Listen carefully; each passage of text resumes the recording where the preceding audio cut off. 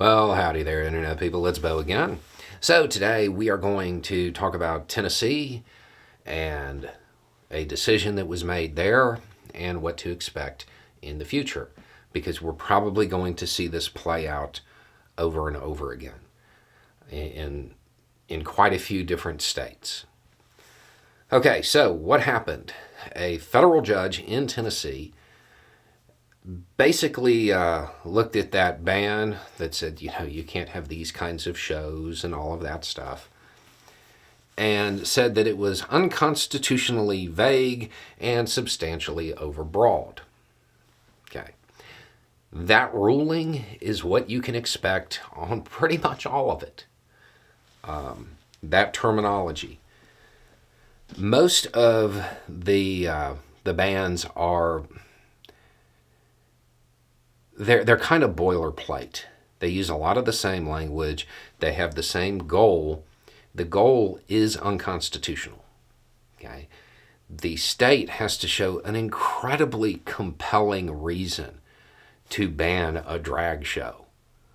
And they have to tailor the legislation to be incredibly narrow and focus just on their compelling reason.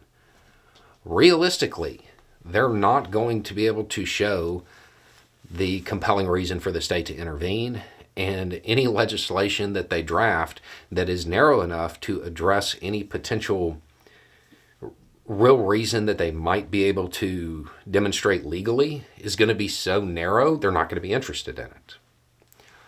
So,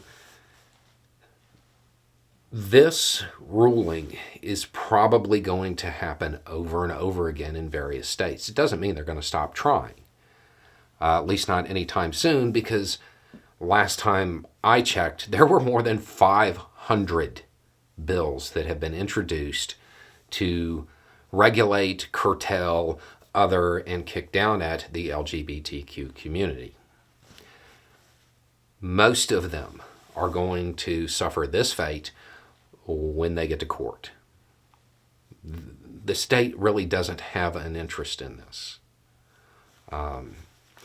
And there has not been a Supreme Court that has held there was some varying standard when it comes to the type of speech.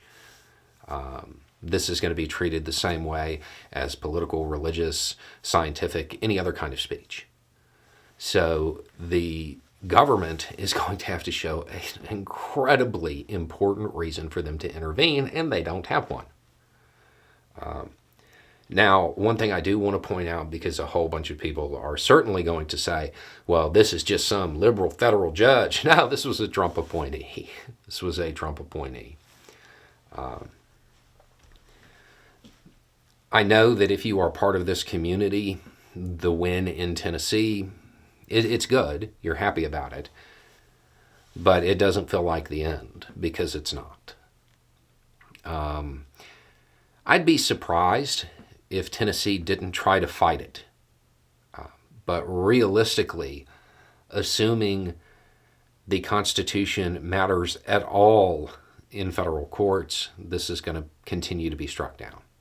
And it's going to be struck down in most places because the language in the legislation is pretty much the same.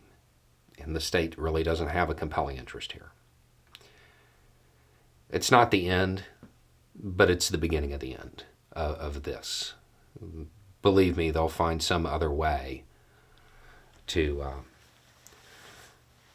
try to scapegoat that community, because they want to draw attention away from their own failures.